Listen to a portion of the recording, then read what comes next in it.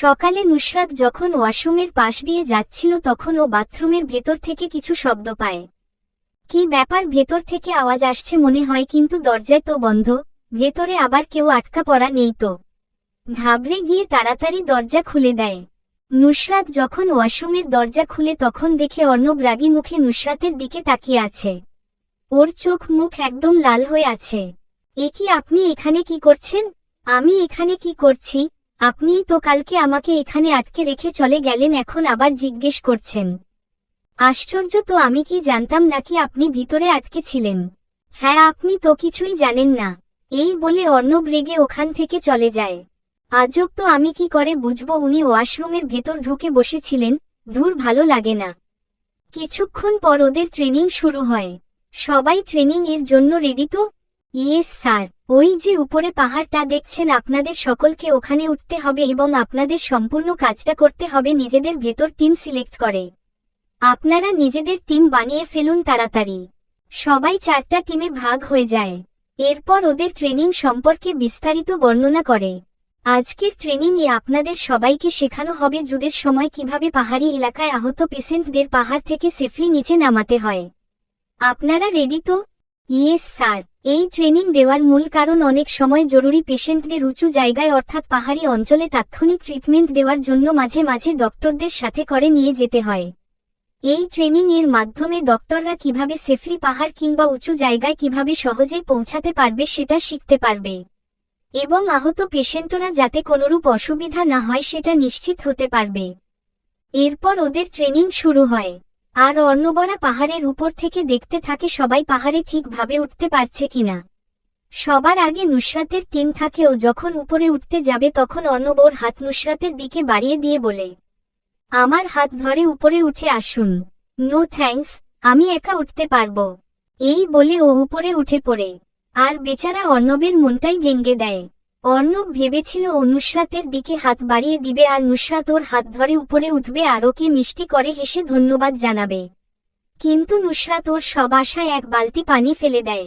যাই হোক, এরপর ওদের আসল ট্রেনিং শুরু হয়, কিন্তু কেউ ট্রেনিংটা ভালো করে করতে পারে না, তবে নুসরাতরা ট্রেনিংটা ভালো করে করতে পারে। তারপরও অর্ণব ওদেরকে ফেল হিসেবে ঘোষণা করে। এতে নুসরাতের অনেক রাগ হয় অর্ণবের উপর, কারণ ওরা সব ঠিকঠাক ভাবেই করেছিল। এরপর নুসরাত অর্ণবকে জিজ্ঞেস করে, আমাদের কি ভুল হয়েছে যে আপনি আমাদের সাথে এমন করছেন? আপনাকে মুখে বললে আপনি বুঝবেন না, উল্টো কথা বলতেই থাকবেন। এর জন্য আপনি নকল পুতুলের জায়গায় গিয়ে নিজে শুয়ে পড়ুন আর যেভাবে ট্রাস্টটা কমপ্লিট করেছেন সেটা আবার করুন, তাহলেই বুঝতে পারবেন। এরপর নুসরাতকে পুতুলের জায়গায় শোয়ানো হয় আর ট্রাস্টটা পুনরায় করা হয়। এইবার নুসরাত বুঝতে পারে তাদের কোথায় ভুল হচ্ছে। যেহেতু কেউ ট্রেনিংটা করতে পারেনি তাই সবাইকে পানিশমেন্ট হিসেবে 3 বার মাঠে রাউন্ড দিতে হবে। তারপর যে যার রুমে রেস্ট নিতে যাবে।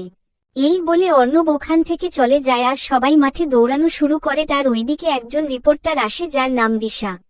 ওর এখানে আসার কারণটা হলো দিশা নুসরাত যে হসপিটালের তাদের হসপিটালের হয়ে কাজ করে এবং নুসরাতদের এই ট্রেনিং এর ভিডিও ফুটেজ কালেক্ট করবে, যাতে পরবর্তীতে অনন্যা সেই ভিডিও দেখে হসপিটালের বাকি ডাক্তারদের ওরা সহজেই ট্রেনিং দিতে পারে। আর ওকে নিতে একটা জিপ আসার কথা ছিল, তাই ও সেটার জন্য অপেক্ষা করছিল, কিন্তু জিপ আসার নাম গন্ধ নেই। আর সেই মুহূর্তে ওখান দিয়ে ইহানো ক্যাম্পে ফিরছিল, আজকেই ও জয়েন করছে। দিশাকে এভাবে দাঁড়িয়ে থাকতে দেখে ওর কাছে গিয়ে বলে, এক্সকিউজ মি, আপনি এখানে দাঁড়িয়ে কি করছেন? আমি একজন রিপোর্টার। আমাকে এখানে হসপিটালের তরফ থেকে স্পেশালি ট্রেনিং এর প্রতিবেদন করার জন্য পাঠানো হয়েছে। আর আমাকে বলা হয়েছিল আমাকে নিতে নাকি একটা জিপ আসবে, কিন্তু সেটা এখনো আসেনি। ও, আপনিই রিপোর্টার দিশা। আর আমি captain Ihan. Nice to meet you. কিছু মনে করবেন না, আপনাকে না সামনাসামনি থেকে ছবিতে বেশি সুন্দর দেখা যাচ্ছিল। কিছু না। বাই দা ওয়ে, আমিও ট্রেনিং ক্যাম্পেই যাচ্ছি, আপনি চাইলে আমার সাথে আসতে পারেন। Thank you. এদিকে ইহান দিশাকে প্রথম দেখেই ওর প্রেমে পড়ে যায়, কিন্তু মুখে কিছু বলে না। এরপর ওরা 2 জন ওখান থেকে ক্যাম্পের উদ্দেশ্য চলে যায়। ক্যাম্পে যাওয়ার পর কিছু সৈনিক দিশাকে দেখে দিকে হা করে তাকিয়ে থাকে। এতে ইহানের একটু রাগ হয়। এভাবে তাকিয়ে থাকার কি হয়েছে? জীবনে মেয়ে কি এই প্রথম দেখছে নাকি আজব? নুসরাত ওখান দিয়ে যাচ্ছিল ও দিশাকে এখানে দেখে দৌড়ে দিশার কাছে গিয়ে ওকে জড়িয়ে ধরে। আর হেসে হেসে দুজনে খুনসুটি করতে থাকে। দিশা আর নুসরাত ছোটবেলা থেকেই বেস্ট ফ্রেন্ড। এদিকে অর্ণব দূর থেকে নুসরাতকে খুশি দেখে মুচকি হেসে নিজের কাজে চলে যায়। তারপর দিশা নুসরাতের সাথে কিছু কথা বলে ওখান থেকে ওর রুমে চলে যায়। ইহান দিশাকে ওর রুমের সামনে নিয়ে যেয়ে দাঁড়িয়ে থাকে। আপনি হা করে তাকিয়ে আছেন কেন? আমার রুমে ব্যাগটা দিয়ে যান, আমার হাতে অলরেডি 2টা ব্যাগ আছে। হে অবশ্যই। এই বলে যেই ব্যাগটা নিতে যাবে তখনই দিশার সব জিনিস পড়ে যায়। আপনি এইটা কি করলেন? ব্যাগে আমার মেকআপ ছিল। আমার মেকআপ। দিশা দেখে ওর মেকআপ একদম ভেঙে গেছে। সরি, আমি ইচ্ছে করে করিনি। আপনি সরুন তো, এইখান থেকে আমি একা যেতে পারবো। আপনার আমাকে আর কোন সাহায্য করতে হবে না।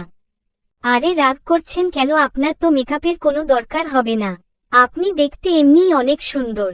দিশা ওর দিকে তাকাতেই ইহান কিছুটা ঘাবড়ে যায় আর দিশার থেকে বিদায় নিয়ে নিজের রুমের উদ্দেশ্য চলে যায়। এদিকে দিশা ইহানের কথা শুনে মনে মনে ব্লাশ করে। ইহান যাওয়া বাদ দিয়ে আরেকবার পেছনে তাকায় আর দিশাকে দেখতে থাকে। এমন সময় আয়ুষ ইহানকে দেখে বলে, কিরে হা করে কি দেখছিস? মুখে মশা ঢুকবে তো। আয়ুষ লাগ দিশাকে দেখিয়ে দিয়ে, ও এই ব্যাপার, চালিয়ে যা দোস্ত, আমি তোর পাশে আছি। বিকেলে দিশা যখন আয়ুষের সাথে ট্রেনিং সম্পর্কে কিছু কথা বলতে যায় তখন সিরাত দূর থেকে আয়ুষকে একটা মেয়ের সাথে হাসি খুশি কথা বলতে দেখে জেলাস ফিল করে। এরপর দিশা ওখান থেকে চলে যাওয়ার পর আয়ুষ খেয়াল করে সিরাত ওর দিকে রাগী লুকে তাকিয়ে আছে, তাই ও সিরাতের কাছে গিয়ে বলে, কি হলো, আমাকে এভাবে দেখছো কেন? আর তুমি কখন এলে? আজই ছুটি নিয়ে এসেছি, বাবার সাথে বোঝাপড়া আছে আমার। ভালোই হলো তোমার সাথেও দেখা হয়ে গেল, তাহলে প্রথমে তোমার সাথেই বোঝাপড়াটা করে নেই। তুমি আমাকে এই কয়েকদিন ইগনোর করেছো কেন? আর হুট করে এখানে পোস্টিং নিয়ে এসেছো কেন? তুমি জানতে না আমি তোমার কাছে যাওয়ার জন্য নিজের পোস্টিং চট্টগ্রাম করিয়েছি? জানতাম। তাহলে কেন এমন করছো? সিরাত, তোমার বাবা চায় না আমাদের মধ্যে কিছু থাকুক, তাছাড়া উনি নাকি তোমার বিয়ে উনার বন্ধুর ছেলের সাথে ঠিক করে রেখেছে, তাই আমি নিজে থেকে তোমার কাছ থেকে দূরে সরে এসেছিলাম। ব্যাস এতটুকুই। বাবা আমার বিয়ে ছোটবেলায় কার না কার সাথে ঠিক করেছে, তার জন্য তুমি আমার কাছ থেকে নিজেকে সরিয়ে দিবে? একটা কথা মাথায় ঢুকিয়ে নাও, আমি তোমাকে ভালোবাসি আর বিয়ে যদি করতে হয় তোমাকেই করব, বুঝেছ? সিরাতের কথা শুনে আয়ুষের চোখ থেকে দুফোঁটা জল গড়িয়ে পড়ে। সিরাত যে ওকে এতটা ভালোবাসে তাও আজকে স্পষ্ট বুঝতে পারছে। আয়ুষ এরপর যেই ওকে জড়িয়ে ধরতে যাবে তখন সিরাত বলে ওঠে, ওয়েট, আমার কথা এখনো শেষ হয়নি। কিছুক্ষণ আগে যে মেয়েটা তোমার সাথে কথা বলছিল সে কে? কোন মেয়ে? ওই মেয়েটা হচ্ছে একজন রিপোর্টার, আমার সাথে ট্রেনিং সম্পর্কে কিছু কথা বলতে এসেছিল। ট্রেনিং সম্পর্কে জানতে আসে? তাহলে তুমি ওর সাথে এত হেসে হেসে কথা বলছিলে কেন?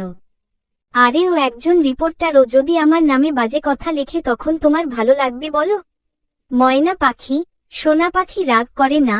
আচ্ছা ঠিক আছে, আমি এখন থেকে কোন মেয়ের সাথে হেসে কথা বলবো না। চলো তোমাকে ঘুরতে নিয়ে যাই, তাহলে যদি তোমার রাগটা একটু কমে। এরপর 2 জনে মিলে ঘুরতে চলে যায়।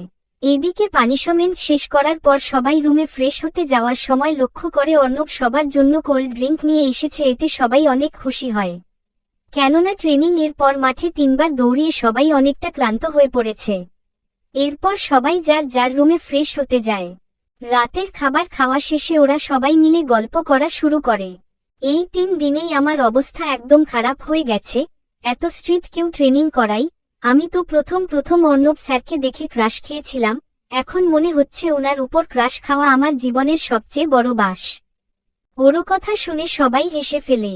এই আমার ফ্রেন্ডের নামে একটাও বাজে কথা বলবি না। তোমার ফ্রেন্ড মানে?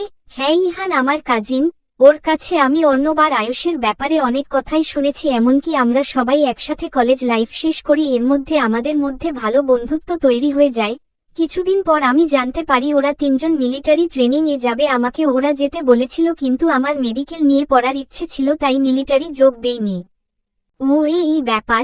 তবে যাই বলিস অর্ণব স্যার কিন্তু অনেক হ্যান্ডসাম, আমি তো উনাকে প্রথম দেখেই ক্রাশ খেয়ে বসে আছি। ইয়াস ভাই, তোর গার্লফ্রেন্ড সামলা, আমার মনে হয় তোর গার্লফ্রেন্ড তোর কাছ থেকে হাতছাড়া হয়ে যাচ্ছে, একটু দেখে শুনে রাখিস। আমার একই হলো গো, আমার গার্লফ্রেন্ড আমাকে রেখে অন্য কারো উপর ক্রাশ খাচ্ছে, আমার এই হ্যান্ডসাম ফেস রেখে লাভ কি? কেউ আমাকে দড়ি দে, আমি কচু গাছে ফাঁসি দেই। সম্পর্ক বদলে গেল একটি ক্রাশে। ওর কথা শুনে সবাই হাসিতে ফেটে পড়ে। তখন ইয়াস বলে উঠে, এই আয়ান, তুই কিছু বল। আমি আবার কি বলবো? আমি সিঙ্গেল মানুষ, আমাকে এইসব বিষয়ে টানিস না। দূর, সবাই কি শুরু করলি? আমি তো একটু মজা করছিলাম। আমি শুধু আমার ইয়াসুর, অন্য কারো নয়। দেখেছিস, আমি জানতাম আমার জানো আমাকে ছাড়া অন্য কাউকে পছন্দ করতেই পারবে না। কত যে জানো সেটা সবাই বুঝে গেছে, তাই না? ইয়েস। পরের দিন সবাই ভালোমতোই ট্রেনিং করেছে, যার জন্য কাউকে আজকে পানিশমেন্ট দেওয়া হয়নি। তাই বিকেলে সবাই যার যার মতো ক্যাম্পটা ঘুরে বেড়াচ্ছে। নুসরাত লেকের পাশে ঘুরে বেড়াচ্ছিল, তখন প্রকৃতির এই সৌন্দর্যে ওর চোখ আটকে যায়। লেকের পাশে হাঁটাচলা করার জন্য সুন্দর সরু রাস্তা, রাস্তার চারপাশে ল্যাম্পপোস্ট আর লোকজনের বসার জন্য স্টিলের বেঞ্চ। লেকের ঠিক অপর প্রান্তের রাস্তা দিয়ে কিছু সৈনিক দল বেঁধে লেফট রাইট লেফট বলে দৌড়াচ্ছে। লেকের স্বচ্ছ পানিতে মাছগুলো খেলা করছে, যা পরিষ্কার পানিতে স্পষ্ট দেখা যাচ্ছিল। নুসরাত তাই আগ্রহ নিয়ে লেকের আরেকটু কাছে গিয়ে তা দেখতে থাকে। এর মধ্যে হঠাৎ অর্ণব কোত্থেকে এসে নুসরাতের কানের কাছে গিয়ে বলে ওঠে, এই যে মিস, কি দেখছেন? নুসরাত আচমকা অর্ণবের গলা শুনে ভয় পেয়ে পিছনে সরে যায়, আর ওই জায়গার মাটিটা বেশ নরম থাকায় নুসরাত পা পিছলে লেকে যেই পড়ে যেতে যাবে অমনি অর্ণব ওর হাত ধরে ফেলে। এই, আমার হাত ছাড়বেন না, আমি পড়ে যাব। আরে আপনি এভাবে নড়ছেন কেন? পড়ে যাবেন তো। বলতে বলতে ওর হাত আলগা হয়ে যাচ্ছিল, আর নুসরাত ভয়ে অর্ণবের শার্টের কলার ধরে ফেলে, যার ফলে নুসরাত অর্ণবকে সাথে নিয়ে লেকের ভেতরে পড়ে যায়। আর ওদেরকে এভাবে পড়ে যেতে দেখে ওই পাশে যারা জগিং করছিল তারা দৌড়ে ওদের কাছে আসে। অর্ণব যখন সাঁতার কেটে উপরে উঠতে যাবে তখন অর্ণব খেয়াল করে নুসরাত ডুবে যাচ্ছে, আর ও বুঝতে পারে নুসরাত সাঁতার পারে না, তাই তাড়াতাড়ি ওর কাছে যায় আর নুসরাতকে কোলে নিয়ে পারে উঠে আসতে থাকে, আর ওদেরকে ওঠার জন্য বাকিরা সাহায্য করে। ওদের মধ্যে একজন বলে উঠে, স্যার, উনি তো অজ্ঞান হয়ে গেছে, উনাকে তাড়াতাড়ি সিপিআর দিন। অর্ণব অনেক দ্বিধা দ্বন্দ্ব নিয়ে একবার নুসরাতের বুকের কাছে হাত রেখে সিপিআর দিতে নিয়ে আবার কি ভেবে হাত ছড়িয়ে নেয়। এরকম করার কারণে একজন সৈনিক বলে উঠে, স্যার, আপনি মনে হয় পারবেন না, আমি করছি, আপনি একটু সরে বসুন। শাট আপ, বেশি কথা বলো, রাগী চোখে তাকিয়ে। অর্ণব এরপর নুসরাতের হাত ওর বুকের উপর রেখে তারপর নিজের হাত ওর হাতের উপর রেখে পুশ করতে থাকে। কিন্তু তাও পরও ওর জ্ঞান ফিরছিল না, তখন পেছনে থেকে আরেকজন বলে উঠে, স্যার, উনার মনে হয় শ্বাসনালীতে পানি ঢুকেছে। এটা শোনা মাত্র অর্ণবের চোখ বড় বড় হয়ে যায়, কারণ এরপরের ধাপ ওর জন্য অনেক ডিফিকাল্ট। স্যার, তাড়াতাড়ি কিছু করুন, আপনি না পারলে। বাকিটা বলার আগেই অর্ণব ওর দিকে অগ্নিদৃষ্টি নিক্ষেপ করে, যার দরুন সে চুপ হয়ে যায়।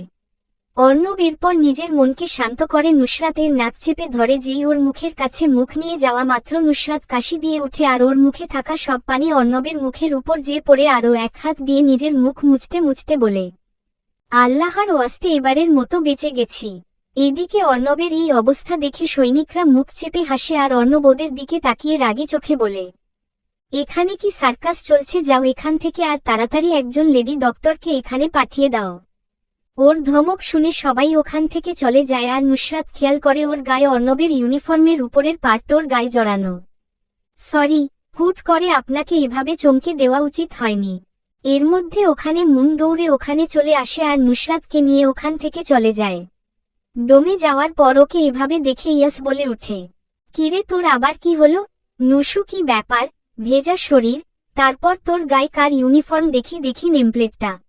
রোশনি এরপর ইউনিফর্মের নেমপ্লেট আর বেজ দেখে বুঝে যায় এটা অর্ণবের ইউনিফর্ম। ও হো, ক্যাপ্টেন অর্ণব, ভালোই তো ডুবে ডুবে জল খাচ্ছ দেখা যায়। তখন মুন বলে উঠে, ডুবে ডুবে সত্যিই জল খেয়ে এসেছেন উনি, লেকে পড়ে গেছিলেন। অর্ণব স্যার ওকে ডুবে যাওয়া থেকে বাঁচিয়েছে, এখন বেশি কথা না বলে ওকে নিয়ে যেতে আমাকে সাহায্য কর। চলবে।